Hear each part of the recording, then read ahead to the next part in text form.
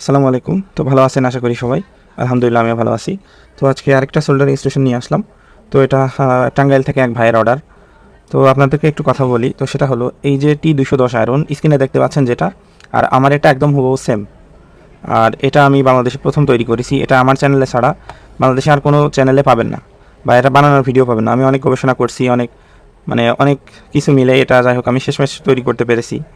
তো এটা হলো আমার সেই টেম্পারেচার কন্ট্রোল সার্কিট। তো দেখতে মনে হচ্ছে অনেক সহজ, কয়েকটা কানেকশন, কিন্তু আসলে না। এটা আমি তৈরি করছি, আমি জানি এটার পিছনে কতটা সময় ব্যয় করছি। তো যাই হোক আলহামদুলিল্লাহ সাকসেসও হয়েছি।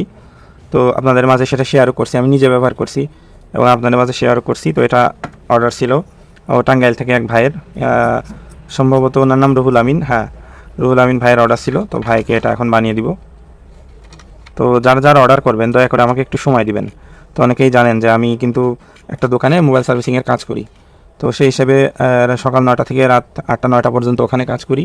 আর বাকি সময়টুকু এই যে আপনাদের মাঝে আপনাদেরকে এগুলো বানিয়ে দিই বা আপনাদের জন্য ভিডিও তৈরি করি।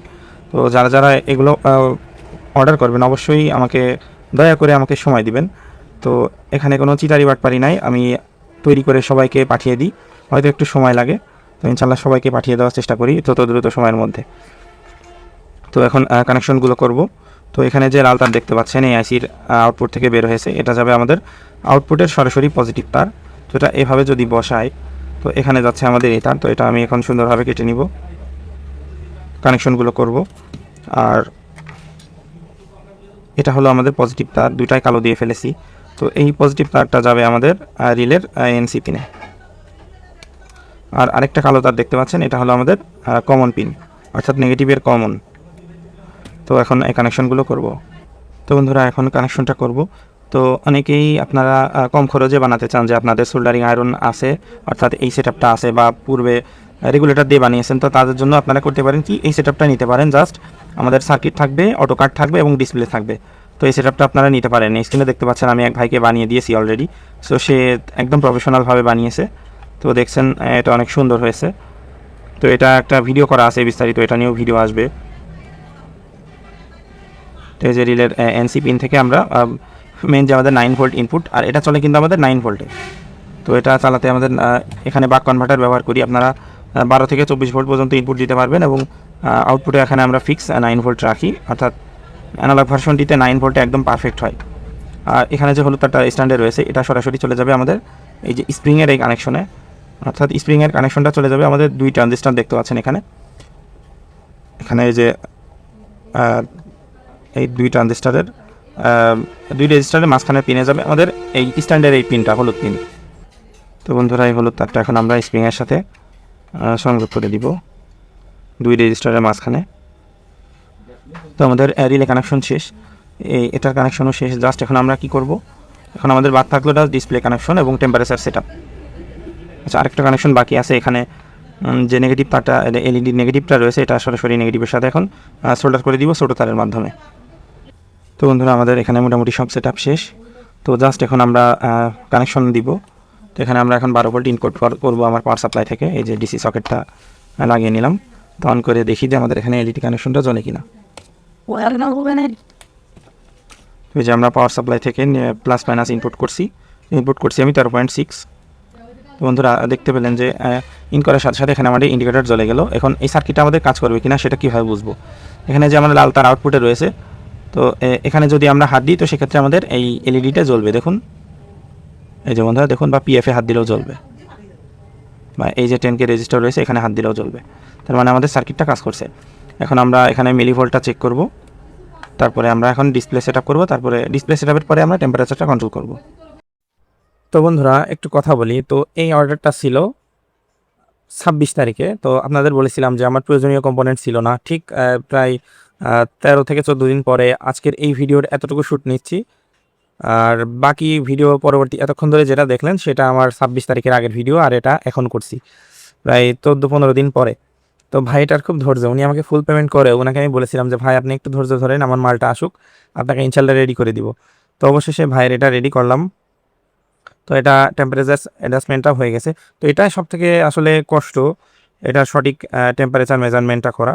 তো ইনশাল্লাহ এটা এখন কমপ্লিট করে ফেলেছি। এখন সুন্দরভাবে সেট আপ দিব। তার পূর্বে আমি আমার মিটারটা এখন এই যেভাবে বসিয়ে নিব সুপার গ্লুর সাহায্যে। তারপরে আমরা বাকি কানেকশনগুলো সুন্দরভাবে করে দিব। তো বন্ধুরা এটা দীর্ঘদিন দেরি হয়, তো মানে অর্ধেক ভিডিও হয়ে যাওয়ার পরেও পরে দেখছি যে আমার একটা কম্পোনেন্ট নষ্ট। তো তারপরেও এটা ভিডিও বানানোর কোনো ইচ্ছা ছিল না, তবে পরে ভাবলাম যে বানাই আপনাদেরকে একটু দেখানোর জন্য। তো এটা প্রায় 15 দিন পর আবারও এটার কাজটা শুরু করলাম। তো এই যে আমি 12 ভোল্ট ইনপুট দিলাম। তো দেখতে পাচ্ছেন এখানে আমরা টেম্পারেচার আমাদের সর্বোচ্চ 450, 453 পর্যন্ত। লাইটটা অফ করে দিই। সর্বোচ্চ আমাদের 453 এবং সর্বনিম্ন সর্বনিম্ন 200 পর্যন্ত। তো এই যে আমাদের 450। তো এখানে 350-তে ইনশাল্লাহ সব ধরনের কাজ করা যায়। আমি নিজেও 350-তে কাজ করি। 350 দিয়ে সব কাজ করা যায় এটা দিয়ে। 300 থেকে 350 পর্যন্ত সব কাজ করা যায়। তো আমাদের এটা সেটআপটা কমপ্লিট। তো আমরা এখন গ্লু গানের সাহায্যে এটা সুন্দরভাবে এগুলো বসিয়ে দিব। আর টেম্পারেচারটা আপনাদের একটু মেপে দেখাবো। তো বন্ধুরা আমাদের এটা বসানো কমপ্লিট। তো আসলে ভাইটা এত ধৈর্য দেখিয়েছে, টাঙ্গাইল জেলার ভাই, আসলে অনেক ভালো।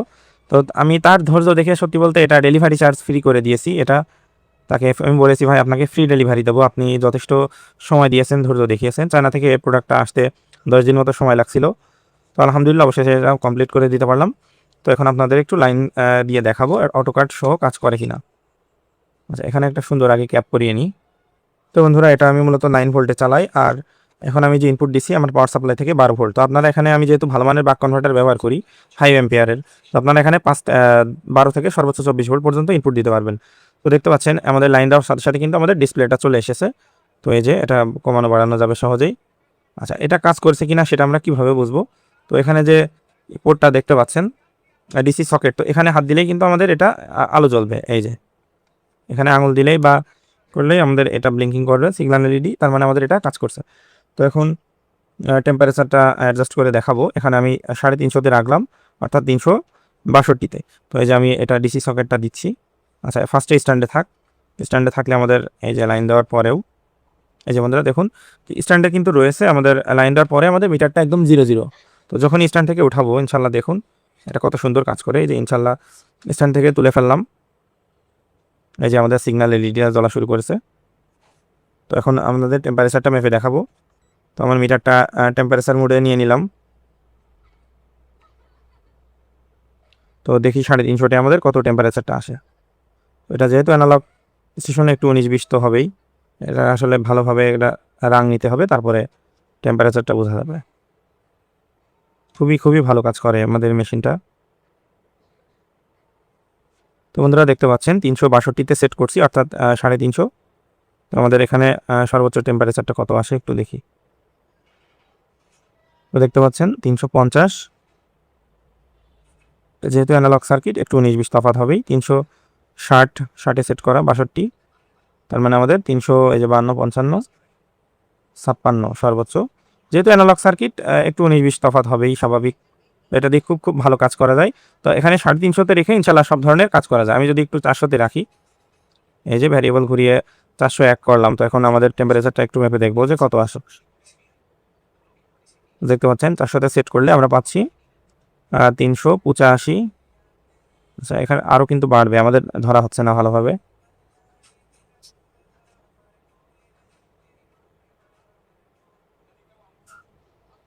আসলে এই টেম্পারেচার মেজারমেন্ট করতেই যতটা সময় লেগে যায়।